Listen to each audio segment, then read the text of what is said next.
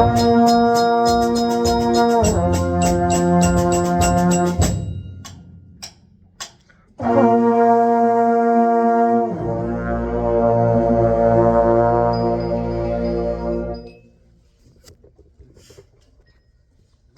tone 3. 1, 2,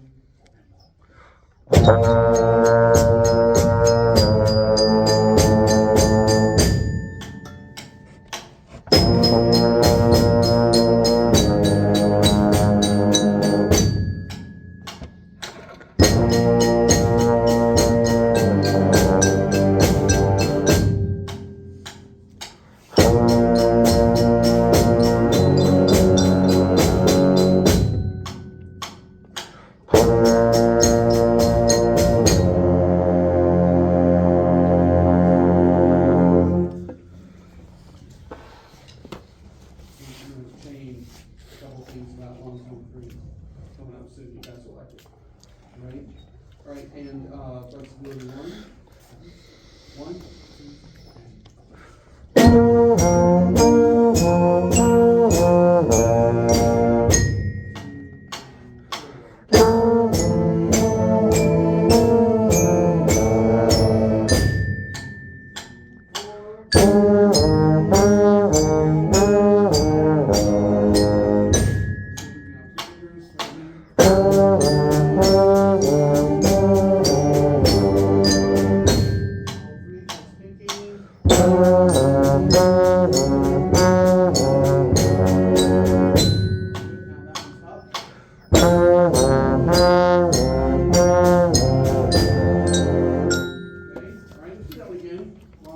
flexibility 1. Ready? 1, 2, ready.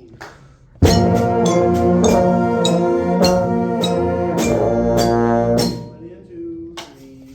Second.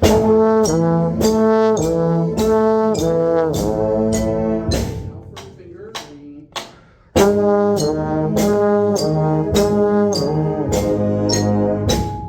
1 and 2. That's right.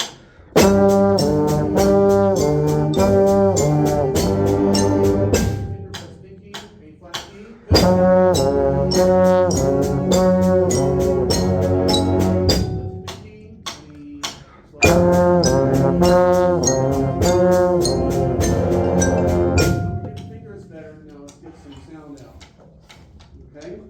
Alright, flexibility 2. Ready? 1, 2, ready.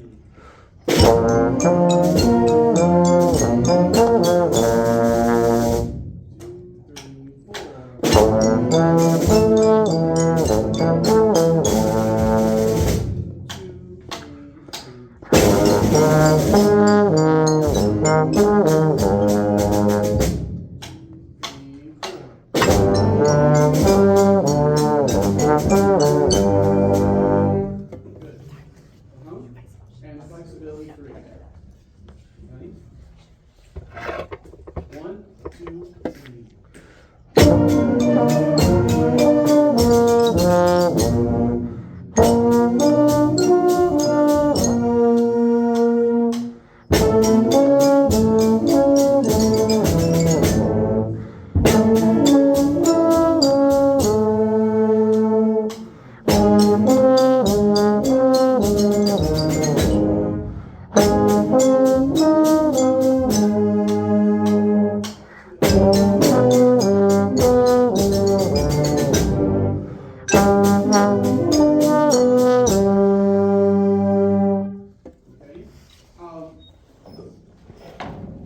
Anybody's felt this since you got to high school as far as band, but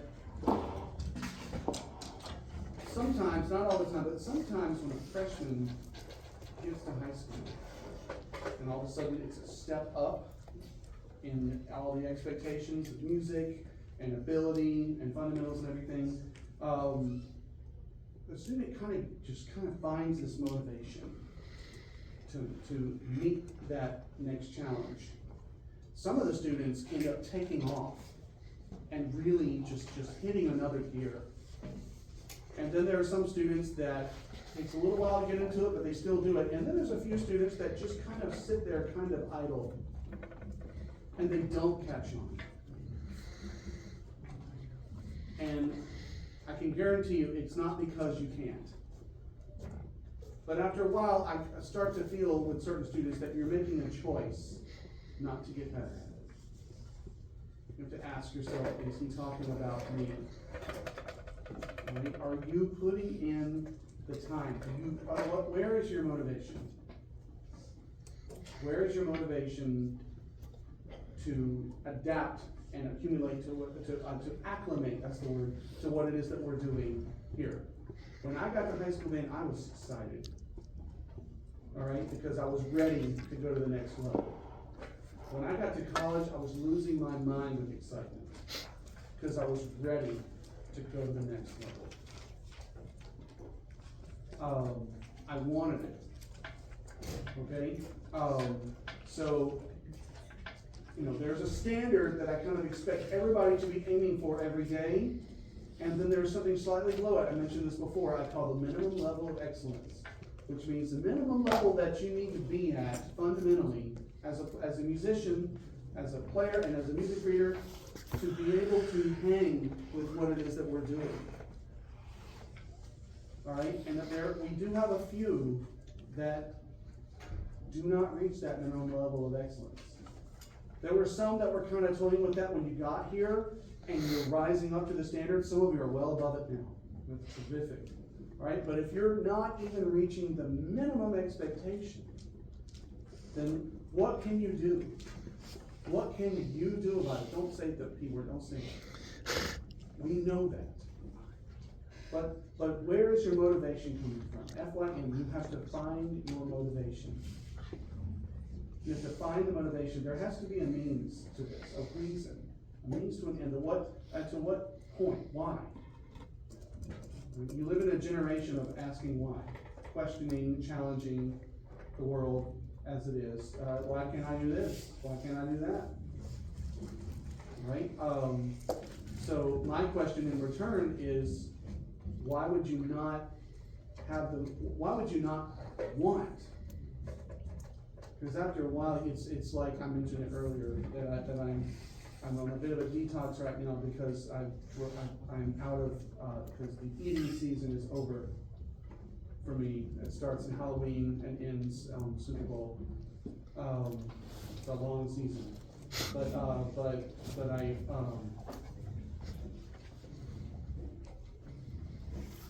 time for a detox. But I want to feel better. I want to shed a little bit of weight. I want to get in better shape. I want to feel better. And I will. By the end of the school year, I'll be about 15 to 20 pounds lighter. All right? And my joints will feel better. I'll sleep better. Everything will feel better. And I know what that feels like, and I want to get back to it. Okay? If a person wants to quit smoking, they will. But they've got to want to. Because it's a drug, and you're addicted. Right? They have to want to quit smoking. When my grandfather, who smoked Winston cigarettes all his life, went to the doctor, and the doctor pointed in his face and said, if you don't stop smoking right now, you're going to die. Because he was starting to have a lot of health issues from it. And ultimately, it ended up killing him, even though he had quit. But it was kind of a futile attempt, a little too late. But so when that happened, my mother, who was a smoker, she quit. She didn't want to see that happen to her. So you've got to want to. You have to have a reason. You have to have something that's going to motivate you to do what it is that you need to do. Everybody needs a certain amount of fundamental practice to get better. Are you working on these warm-ups? Are you spending the time on it, or is day after day after day going by and you're not doing it? I'm not speaking to a lot of people, but I think the people that I'm speaking to, I think you know who you are. Right? And I just want to see you get the fullest experience out of doing this activity. I guarantee you it gets better. We mentioned this in third period because third period is 2 for 2 this week with great rehearsal. You guys had good rehearsal yesterday too.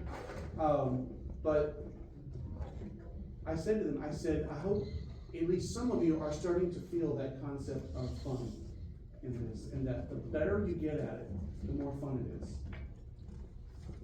It gets, let me tell you, the level of fun that you feel and enjoyment that you get out of this, it continues to go up forever and ever. All right? I enjoy it to the point that I like practicing scales. You know why? Because I'm really good at it. Because I can play them without even thinking about it. That's why. Because I feel so free when I play, because I don't have to worry about technical or fundamental mechanical things getting in my way. It's just wide open and I can just go. It's a great feeling. It's a great feeling. Now, I'm still trying to get better.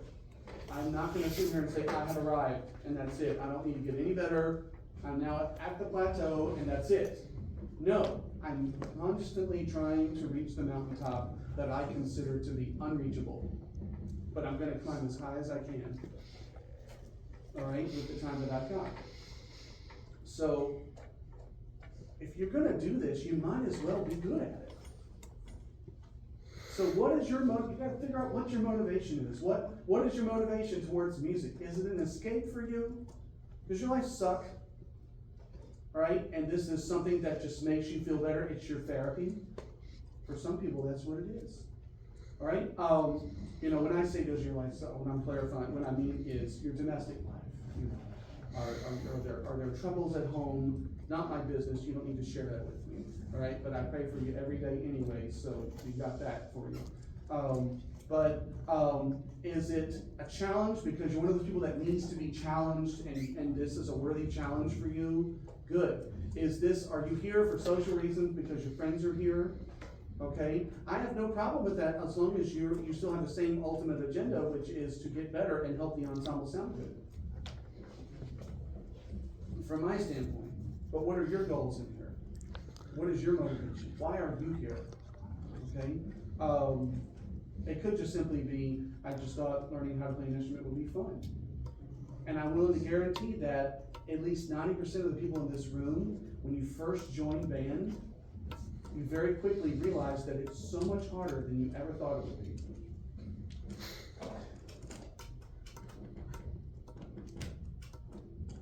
Considering some of you are still figuring out fingerings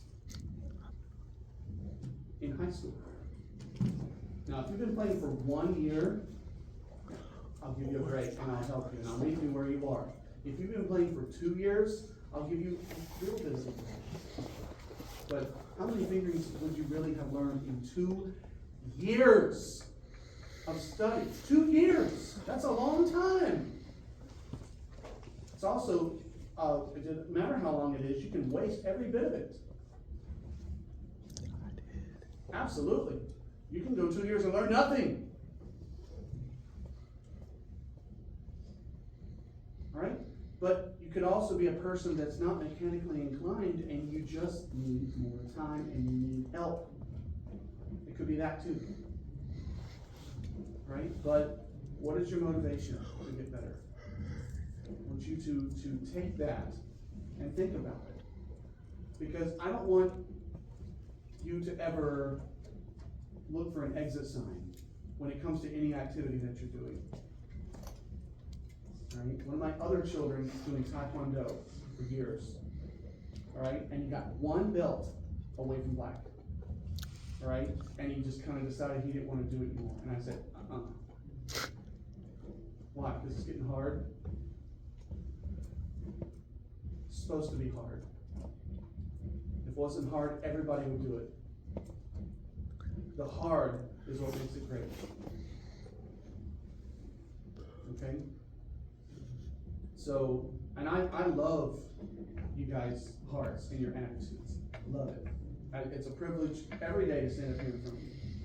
Okay? For me. I'm blessed. But